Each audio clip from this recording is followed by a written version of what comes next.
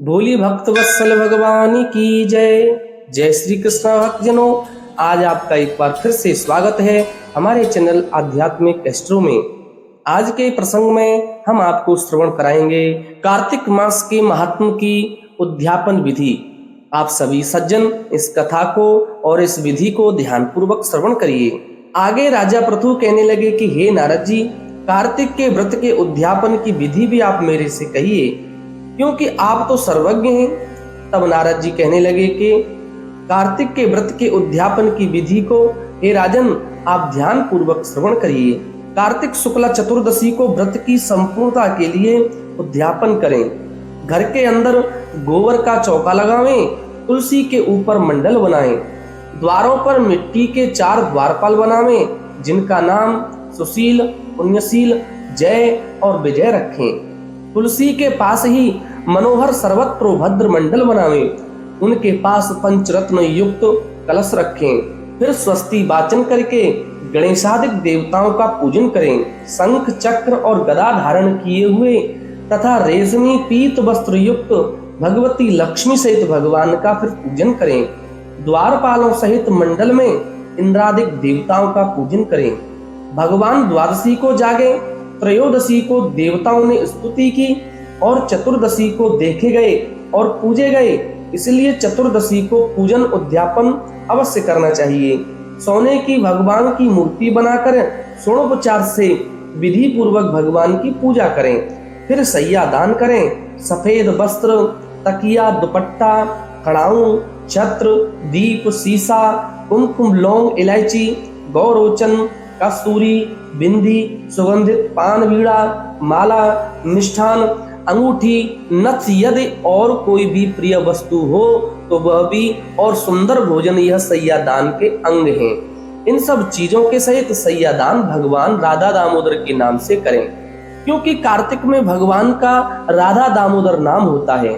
साथ ही यह प्रार्थना करें कि जैसे भगवान लक्ष्मी नारायण की सैया सूनी नहीं रहती है, वैसे ही मेरी सैया भी सूनी कभी नहीं रहे। और फिर तिल व खीर से हवन करें। विष्णु जी की प्रसन्नता के लिए, देवताओं की और शांति के लिए कात्यायनी देवी का हवन कर दक्षिणा दे करके ब्राह्मणों को प्रणाम करें। फिर देवता, तुलसी और गौ का पूजन करें। व्रत के उपदेश देने वाले की स्त्री सहित पूजा और स्तुति करें। इस व्रत के करने से मेरे 7 जन्मों के पाप नाश हो, संतति स्थिर रहे, मनोरथ सफल हो, देह के अंत में विष्णु लोक की प्राप्ति हो। पूर्णमासी के दिन यथाशक्ति 1 या 30 ब्राह्मणों को भोजन करावें। गौ तथा पूजा गुरु के अर्पण करें। शाक, मूल, फल का दान करें। द्वारपाल, कौवे, बिल्ली, चूहा, कुत्ता, चांडाल इनको अन्न देवें।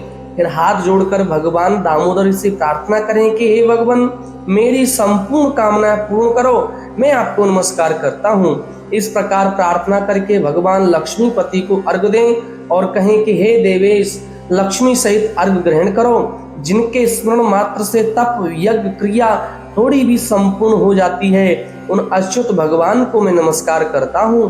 कई भक्तजन भगवान की प्रसन्नता के लिए अपने घरों में दीपमाला भी करते हैं। ब्राह्मणों को खीर आदि का भोजन करा करके दक्षिणा देवें। फिर मित्रों तथा बांधवों युक्त आप भी भोजन ग्रहण करें। नारद जी कहते हैं कि जो कोई इस व्रत को और इसके उद्यापन को इस विधि से करता है, उसको भगवान विष्णु का दिव्य लोक प्राप्त होता है। आगे सूत जी कहते हैं कि उद्यापन करने की शक्ति न होए तो ब्राह्मणों को भोजन कराएं। यदि ब्राह्मण न हो तो गौ का पूजन करें, और गौ भी नहीं हो तो पीपल और वट वृक्ष का पूजन करें। तब ऋषि पूछने लगे कि हे महाराज, सब वृक्षों में पीपल और वट को ही सर्वश्रेष्ठ क्यों माना जाता है? वृक्ष तो सब समान हैं। सूत जी बोले कि पीपल भगवान विष्णु का रूप है, वट शिव का और पलाश ब्रह्मा स्वरूप है, इसलिए इनका दर्शन और स्पर्श सब पापों का नाश करने वाला है। ऋषि कहने लगे कि ब्रह्मा, विष्णु, शिव वृक्ष भाव को कैसे प्राप्त हुए? तब सूत जी कहने लगे कि हे राजन, एक समय श्री महादेव जी और पार्वती जी एकांत में विराजमान थे। उस समय देवताओं द्वारा भेजे गए अग्निदेव ने उनके एकांतवास में कुछ विघ्न कर डाला, जिससे पार्वती जी ने क्रुद्ध होकर के देवताओं को श्राप दिया कि तुम वृक्ष हो जाओ। इसी शाप के वश विष्णु जी गया जी में पीपल हो गए, शिव जी प्रयाग में अक्षयवट और ब्रह्मा जी पलाश हुए। तब ऋषि पूछने लगे कि रविवार को पीपल का स्पर्श नहीं होता, शनिवार को अवश्य होता है, इसका मूल कारण क्या है? सूत जी कहने लगे कि समुद्र मंथन के समय जब 14 रत्न समुद्र में से उत्पन्न हुए तो उनमें से कौस्तुभ मणि ले लक्ष्मी जी ने भगवान विष्णु से कहा था कि हे भगवान, मेरी एक बड़ी बहन दरिद्रा है, ज्येष्ठा के रहते हुए आप मेरे साथ कैसे विवाह कर सकते हो? तब भगवान विष्णु ने लक्ष्मी जी के वचन सुनकर के दरिद्रा को उद्यालक मुनि को दे दिया। दरिद्रा का बड़ा मुख, काला रंग, लाल नेत्र, बिखरे बाल थे। मुनि भगवान की आज्ञा अनुसार विवाह करके आश्रम में आए। दरिद्रा ने आश्रम में आकर देखा कि आश्रम में वेद पाठ और हवन हो रहा है, तो इनको देखकर वह व्याकुल हो गई और कहने लगी कि मैं तो यहाँ पर नहीं रह सकती। ज्येष्ठा ने कहा कि यहाँ पर हवन न होता हो और वेद ध्वनि नहीं होती हो, अतिथि पूजन, यज्ञ, दान, तप नहीं होता हो, मैं वहीं रह सकती हूँ। नीति, धर्म, प्रिय वचन, देवता और गुरु का पूजन जहाँ होगा मैं वहाँ नहीं रहूंगी। यहाँ चोरी होती होगी तथा सज्जनों और ब्राह्मणों का अपमान एवं कठोर वचन बोलने वाले होंगे, मैं तो वहीं पर निवास करूंगी। ऐसे वचन सुनकर के उद्यालक ऋषि अत्यंत व्याकुल होकर के कहने लगे कि अच्छा, जाता हूँ और जब तक नहीं लौटूंगा तुम यहाँ पीपल के वृक्ष पर ही रहो। सूत जी कहने लगे कि इस प्रकार उद्यालक ऋषि कह करके चले गए। तब दरिद्रा ने बहुत देर तक तो प्रतीक्षा की, मगर जब मुनि नहीं आए तो पति के त्याग से अत्यंत दुखी होकर के वह रोने लगी।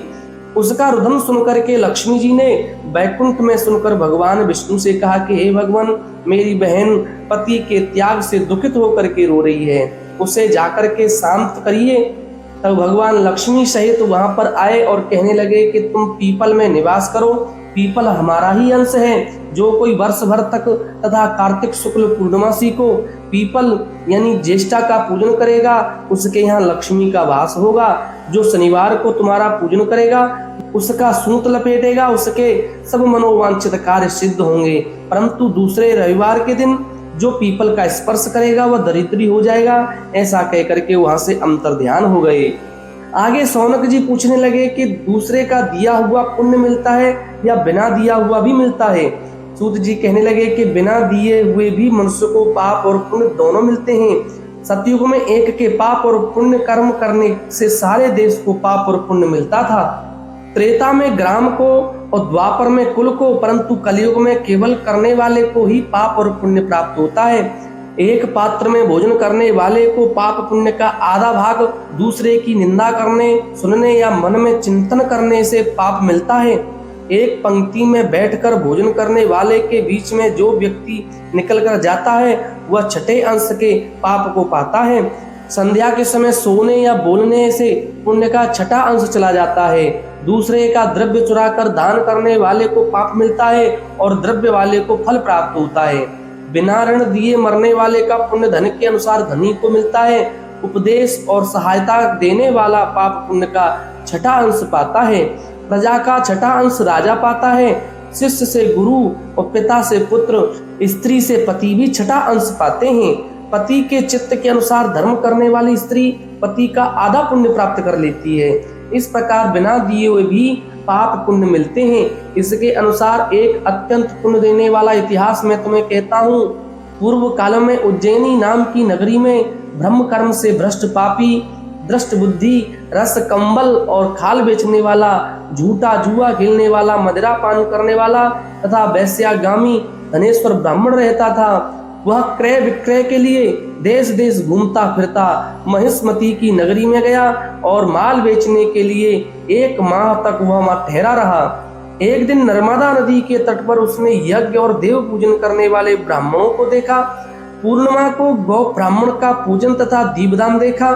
शाम को श्री शिव जी के लिए दीपदान का महोत्सव देखा। इस पूर्णिमा को दान हवन जय करने वाले अक्षय फल को प्राप्त होता है। महादेव जी और विष्णु जी में जो कोई अंतर मानते हैं उनकी पुण्य क्रिया सभी निष्फल हो जाती हैं। धनेश्वर यह सब उत्सव देख रहा था। उसी रात्रि को उसे सर्प ने काट लिया। तब कुछ मनुष्यों ने उसके मुख में तुलसी दल और नर्मदा जी का जल डाल दिया। इसके बाद वह मृत्यु को प्राप्त हो गया। तब यमराज के दूत उसको पास से बांधकर मारते हुए यमपुरी को ले गए। चित्रगुप्त ने उसको क्रोधित दृष्टि से देखकर यमराज से कहा कि महाराज, यह तो घोर पापी है। इसने आयु पर्यंत कोई पुण्य का कार्य नहीं किया। तब यमराज ने क्रोधित होकर अपने दूतों को आज्ञा दी कि इसको मुदगरों से मार मार करके कुंभी पाक में ले जाकर के खौलते हुए तेल के कढ़ावे में डालो। दूतों ने ऐसा ही किया, परंतु कढ़ावे में डालते समय उबलता हुआ तेल अत्यंत शीतल हो गया। दूतों ने जब यह बात यमराज को जाकर सुनाई तो यमराज को तो बड़ा आश्चर्य हुआ। उसी समय नारद जी यमराज की सभा में आए और यमराज से पूजित नारद जी कहने लगे कि हे यम, यह धनेश्वर पापी होते हुए भी कार्तिक मास में व्रत करने वालों को सत्संग करके पुण्यवान हो गया है। अंत में नर्मदा के जल सहित तुलसी दल भगवान के भक्तों के द्वारा इसके कंठ में छोड़े गए और इसको विष्णु का नाम सुनाया गया, इसलिए इसके सब पाप क्षय हो गए हैं। इतना कहकर नारद जी भी ब्रह्मलोक को चले गए और धनेश्वर कुबेर का अनुगामी धन का यक्ष हुआ, जिसके नाम से अयोध्या में भगवान गदाधर ने तीर्थ किया। पापों से नरक मिलता है और पुण्य से स्वर्ग मिलता है। जो पाप कामना रहित है वह सूखा है और जो कामना युक्त है वह गीला पाप होता है। कार्तिक माह के व्रत से दोनों तरह के पाप नष्ट हो जाते हैं। व्रत करने वालों के दर्शन मात्र से अनेक जन्मों के पाप नष्ट हो जाते हैं। बोलिए भक्तवत्सल भगवान की जय। ऐसी ही सुंदर कथाएं श्रवण करने के लिए आप हमारे चैनल आध्यात्मिक एस्ट्रो को अवश्य सब्सक्राइब करें। बोलिए श्री लक्ष्मी नारायण भगवान की जय।